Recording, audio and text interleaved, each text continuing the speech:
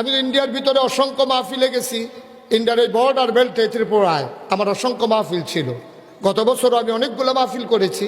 আমি ওইখানে গিয়ে দেখি বর্ডার এলাকায় অনেক বড় বড় বিল্ডিং। আমি কই, ও এই বর্ডার এলাকায় এতটা বিল্ডিং, তারা কি কামাই করে? কই হুজুর সব গাঞ্জা চাষ, সব গাঞ্জা ব্যবসায়ী। আমি কই গঞ্জা করে কখনো? কই পাহাড়টির ভিতরে। আমি কই খায় কারা? কয় সব বাংলাদেশ। ঠিক কিনা কও? পরে তারা খায় আমরা তারা। এমন ব্যাকল কে এই জন্যইতেছে আমরা তারা ইলিশ মাছ দিয়া গাঞ্জা আনে। হ্যাঁ, তারা ইলিশ মাছ খায় আর আমরা তারা গাঞ্জা খাইয়া বেড়া এদের মতো ঘুম দিয়া আসরের টাইমেতে উঠছে। উঠটা সেটা ফেয়ার অ্যান্ড লাভলি দিয়া টাইট জিন্সের প্যান্ট ফিন্দা তে বাইলুম বাইলুম করে আরে কহিন্দা ভাইয়া ফান যায় হেই মোর সাত এমনি ফ্যানাওয়ালা ফহির সুবা দিয়া দুটা বুটবুটি চটন যেত অসভ্য।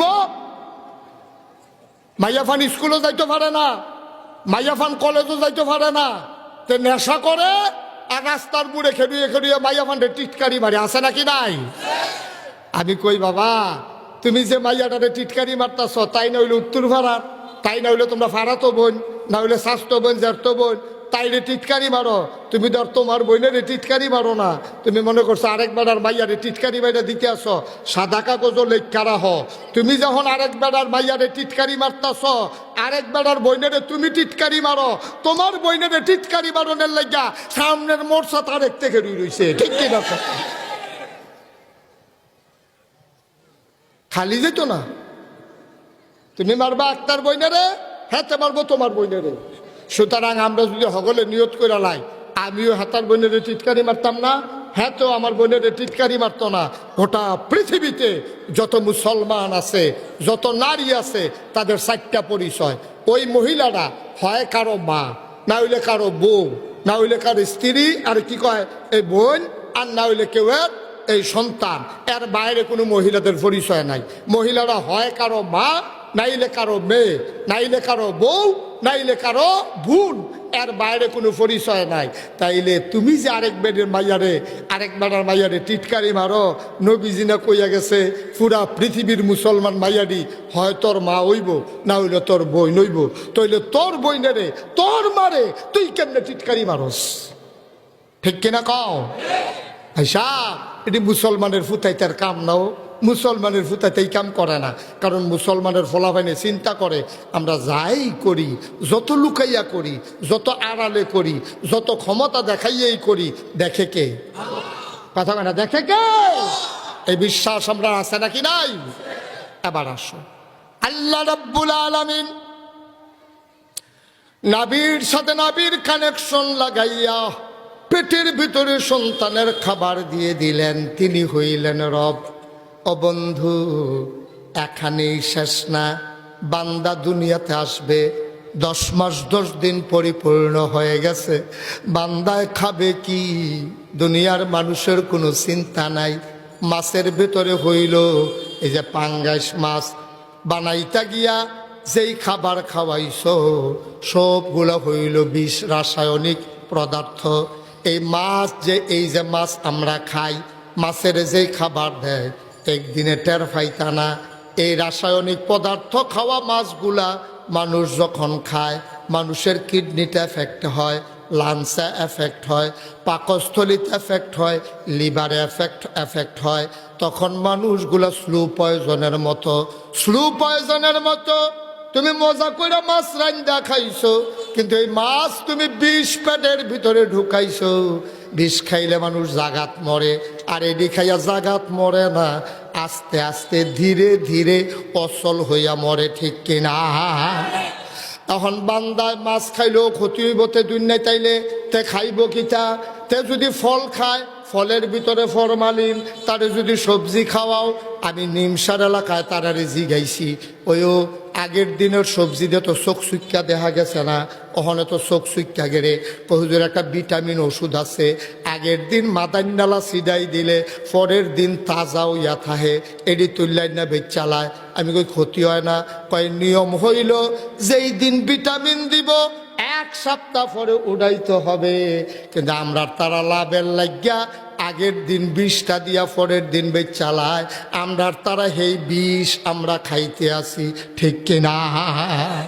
আল্লাহ চিন্তা করলো সবজির ভিতরে 20, মাছের ভিতরে 20, গরুর গোস্তের ভিতরে 20, ফার্মের মুরগির ভিতরে তো আরো 20, এরপরে গিয়ে ফলের ভিতরে ফরমালিন, বাতাসের ভিতরে কালো ধোয়া, তে শ্বাসটা টান দিলে সিঁদুরি বেড়াইয়া বন্ধ হয়ে যায় ধরনের কথা।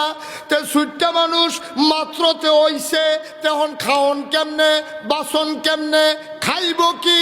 আল্লাহ কয় বান্দা আমার, চিন্তা আমার, তে খাইব কি চিন্তা আমার।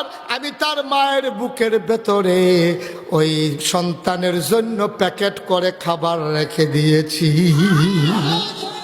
বেডিটা বিয়ে হয়েছে 5 বছর, কি শুরু করলেন আপনার? আমি মাইক ছেড়ে দেবো, বললে ছেড়ে দেবো, অসুবিধা নাই। ওই যে তাবার উত্তর দিব আপনার মোনাজাতের সময়, এটা বলার জিনিস।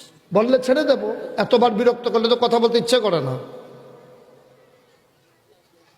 আমিন কোন, জোরে কোন আমিন। যেই কথাটা বলতেছিলাম, বেডিটার বিয়ে হয়েছে 5 বছর, বুহে দুধ আইয়া না, বাচ্চা বড় হয়েছে, ওখানে বুহু দুধ নাই। এই মাইদের জায়গাটা দুধটা দিল কারা? এটা কি এবিডি ইচ্ছা করে আনছে না আল্লাহ দিছে? তাহলে এটা আল্লাহ কার লাগিয়া দিছে? এবিডি রাখা দেওয়ানের লেগা না সুইটটার লাগিয়া? তাহলে সুইটটার জন্য আল্লাহর পক্ষ থেকে মায়ের বুকের ভিতরে ওই শিশুর রিজিক হিসাবে এটা আল্লাহর পক্ষ থেকে আমার, এটা কি আমানত। আমানত রাখছে কে?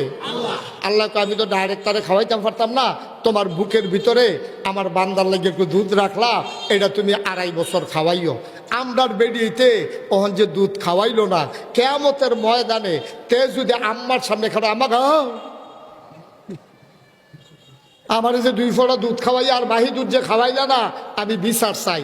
আল্লাহ কেবো কি তারে এবার আম্মায় মনোফর বই না গেছে, রুজুরে যে ওয়াজ করছে কোরআনুল কারীমের 30 পারায় সূরা নাবার শেষ আয়াত, আল্লাহ বলছেন ইয়াউমা ইয়ানজুরুল মারউ মা কাদ্দামাত ইয়াদা।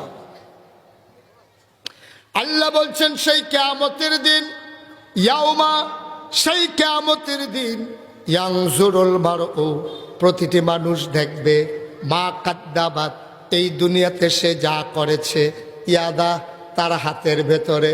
ভাই হাতের 5টা আঙ্গুল যেমন দেখা যায়, হাতের রেখাগুলা যেমন দেখা যায়, তুমি লুকাইয়া করো, আড়ালে আবডালে করো, পানির নিচে ডুব দিয়া করো, যেই গোনাটি তুমি করছো মুশতাক ফয়েজির ওয়াজ না রে ভাই, স্বয়ং আল্লাহ কোরআনে কয় ইয়ানজুরুল মারউ প্রতিটি মানুষ দেখবে মা কাদ্দামাত এই দুনিয়াতে সে যা করেছে, এই দুনিয়াতে সে যা করেছে সব কিছু বান্দা দেখবে ওই হাতের ভিতরে।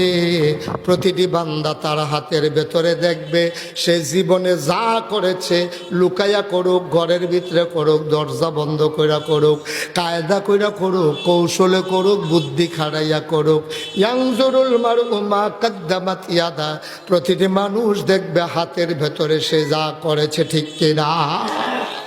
কিয়ামতের ময়দানে আল্লাহ বিডিরে ধরে বইব গো, তেদি কয় তুমি বিলে তারে দুধ খাওয়াইছো না, কথা হেসানি অনে বিড়ি দেখবো মিশা কথা কইয়া আমরা কুদ্দুস বেসে বই ধরা খাইয়া লাইছে, মিশা কথা কইয়া লাভ নাই। এবিডি কইব জি আল্লাহ বডি কনস্ট্রাকশন যেন নষ্ট না হয়, আমি যেন ফিটফাট থাকতে পারি, এই জন্য বুকের দুধ আমি খাওয়াই নাই, আমি তো আল্লাহ জুলুম করছি।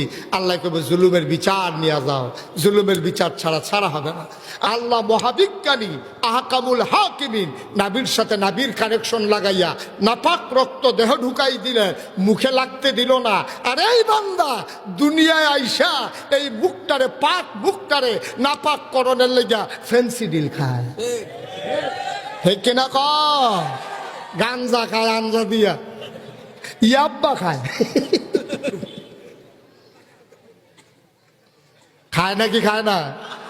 আল্লাহ তোর মার ফ্যানের ভিতরে দূরে একটা জায়গা কত কৌশল করে মুখটারে কি সুন্দর করে উপরের দিকে দিয়া আলগার ভিতরে ফাঁক রাখছে, একটা ফোঁটা রক্ত লাগতো দিছে না, প্রস্রাব পায়খানা লাগতো দিছ না, একটা নাপাক জিনিস মুখটাতে লাগতে দেয় নাই।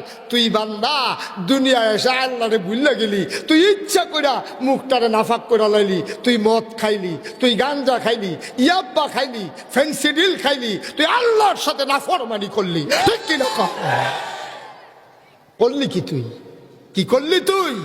তোর আল্লাহ তোর ব্যাপারে চিন্তা করলো কিতা, আর তুই করলি কিতা? তুই কি করলি? তুই আমরা তো সেটি খায় না, কি খায় না?